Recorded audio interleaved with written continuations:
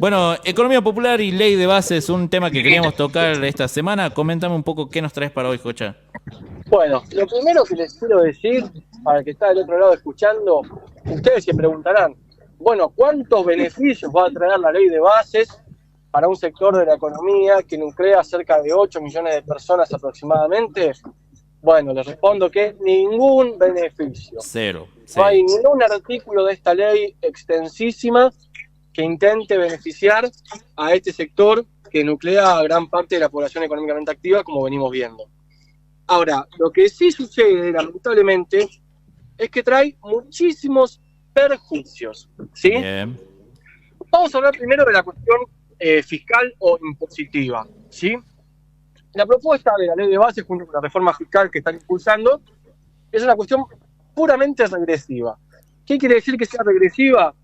Regresiva quiere decir que va para atrás o que retrocede, porque lo que hace es eximir de impuestos o disminuir la cantidad de impuestos y los porcentajes a los grandes agentes económicos, a aquellos que tienen mucho patrimonio, porque por ejemplo disminuye el impuesto a bienes personales, que solamente lo paga el decil de la población más alto, Claro. ¿sí? Después con el régimen de incentivo a las grandes inversiones, el famoso RIGI, también le baja todos los impuestos a aquellos que quieran venir a poner millones de dólares en el país durante 30 años. Y Totalmente. así podemos ver que elimina impuestos a los que más deberían aportar porque tienen mayor patrimonio. Pero ¿qué pasa con los de abajo? Bueno, les comento que aumentan los impuestos por un lado. El monotributo, categoría A, que es la más baja, que es donde muchos trabajadores y trabajadoras autónomos o de la economía popular están inscriptos, Sí. pasó a 26.000 pesos por mes, ¿sí? Viene sufriendo aumentos altísimos. Imagínense pagar 26.000 pesos por mes de monotributo. Totalmente. Pero esto no termina acá, sino que el escalafón más bajo, que era el monotributo social, que era un monotributo de alguna manera subsidiado por el Estado, con un costo bastante bajo y accesible, que tenía como objetivo formalizar a millones de trabajadores que trabajan por su cuenta, que puedan estar formalizados, que puedan tributar, que puedan tener obra social, que puedan tener aportes jubilatorios y que puedan facturar, es decir, vender de manera registrada, vender o comprar. Bueno, este proyecto de ley elimina el monotributo social, que es una herramienta que hoy hay cerca de 600.000 personas inscritas en todo el país y que además incluye en sus núcleos familiares a otras 600.000 en el marco de la obra social, viste que vos podés poner a tu familia y pagar por cada integrante. Totalmente. Eso es un gran perjuicio porque desincentiva la formalidad o la formalización en el trabajo para el sector de la economía popular. Y lo que decían algunos diputados, que es interesante el análisis que hacen, es que este cambio en la cuestión fiscal ni siquiera tiene como objetivo recaudar más. Porque si vos me decís, bueno, cambian todo esto, pero recauda mucho más, aumenta la recaudación para después tener un gasto público distinto, no, ni siquiera. No tiene ni siquiera ese objetivo. O sea que el único objetivo parecería ser un castigo a los sectores populares y un beneficio a los que tienen patrimonios altísimos. Y a la clase media, ahí como un detalle, tratan de poner de vuelta el impuesto al trabajo o el impuesto a la ganancia Sí. en la cuarta categoría, que es la más baja. ¿Sí? Totalmente. Y nos suben el piso encima. Y nada más. Por eso es, bueno, a nivel fiscal es muy regresivo y muy perjudicial para el sector de la economía popular. Pero después, otro tema, flexibiliza el mercado laboral. Totalmente. Sí, con la Esta semana reforma. salieron las noticias de que de diciembre para acá se han cerrado 270.000 cuentas sueldo.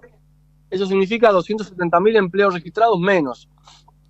Y la flexibilización laboral lo que tiene, que no es una flexibilización, en realidad es quitar derechos laborales que ya habían sido adquiridos por la clase trabajadora y hacer que las situaciones laborales para el trabajador, para la trabajadora sean mucho peores, mucho más difíciles y con mucha más inseguridad e incertidumbre.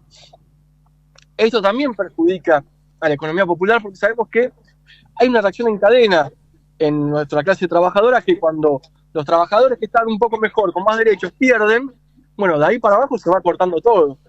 Vieron que dicen que por cada trabajador registrado hay cerca de 2 no registrados. Claro. Porque primero se corta en los barrios o comunidades cuando hay una crisis económica, es la changa, que la changa es una de las principales fuentes de ingresos del sector de la economía popular. Entonces también la flexibilización laboral, esta quita de derechos a una clase trabajadora que mucha era pobre pero que tenía ciertos derechos laborales, bueno, perjudica hacia abajo también al sector de la economía popular. Después, los fondos fiduciarios, el famoso FISU, Sí, el Fondo de Integración Urbana. totalmente. Que se lo atacó mucho últimamente, ¿no? Sí, y que estuvo en el foco de la escena porque con eso buscaban criminalizar a Grabois, a Pérsico, a las organizaciones populares. Era un fondo creado por ley y por unanimidad en ambas cámaras, que era específicamente destinado a la integración de barrios populares, que no solamente es donde vive gran parte del sector de la economía popular, sino que también un porcentaje de esas obras tenían que ser hechas por cooperativas del sector, o sea que también es una fuente de trabajo genuino, como les gusta decir a ellos. Y ese fondo se corta. Las obras públicas en los barrios populares se han cortado. Se cortó una fuente de ingresos, de trabajo, pero además se cortó una política pública que había sido una política de Estado, porque había trascendido el gobierno de Macri y el gobierno de Alberto. Bueno, y este gobierno la rechaza de plano, perjudicando a los más de 5.800 barrios populares que hay en todo el país. Y por último, Juanpi, porque no termina acá, ellos quieren hacer una reforma previsional, modificar el sistema jubilatorio. Que elimina las moratorias y todos los beneficios. Eliminan las moratorias y ahora dicen que una persona que no tuvo 30 años de aportes porque trabajó por su cuenta, porque trabajó en negro, porque el empleador lo explotó, etcétera, etcétera, las cosas que ya sabemos, no es digno de una jubilación, sino que va a poder acceder a una edad diferente, porque va a tener que esperar 5 años más que un jubilado, a una prestación de adulto mayor, creo que la PUAM, no sé cómo se llama, la PUMA. Sí, sí, la PUAM, sí, sí.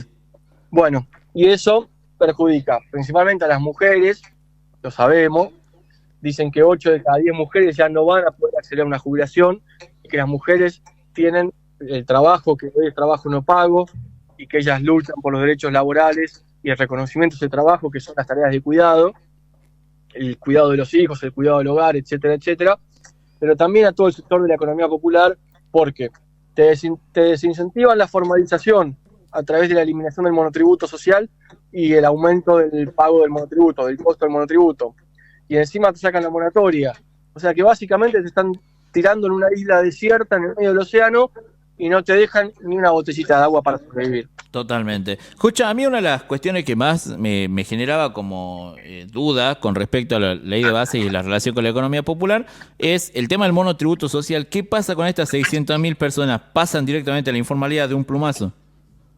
No sé si no estoy seguro, porque yo lo que creo es que van a quedar categorizadas en la categoría A. Claro, y se van a dar de baja. Prepo, claro.